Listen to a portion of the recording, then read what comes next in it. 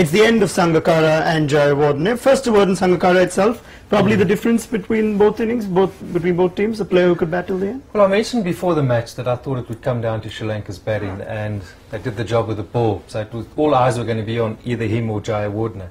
And it was probably a fitting end to a very, very good career, and I'm very pleased for him that he had the opportunity to be there and finish it off. He showed the value of experience. He held it together.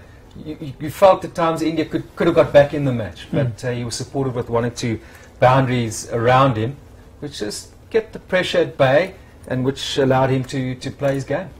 Okay, now he does well against India, does Kumar Sangakkara, and we'll establish that with a few numbers that we bring up for you. There you go, Kumar Sangakkara against India in T20 internationals. You'll remember this one out of all those 4 innings, an average of 78, striking pretty well as well, and he was absent all of the tournament.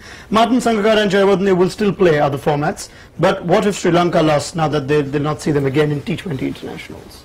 Oh, they've lost leadership, that sort of status in the dressing room where youngsters know that they're there and they're calm, they're composed. They showed today, even though Sri Lanka 10 times out of 10 would chase that down in a 2020 match.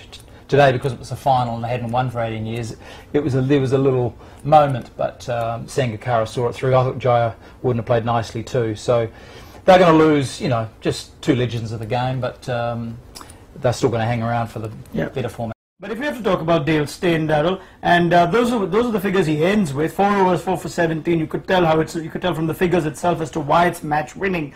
But Faf du Plessis used him in an interesting way.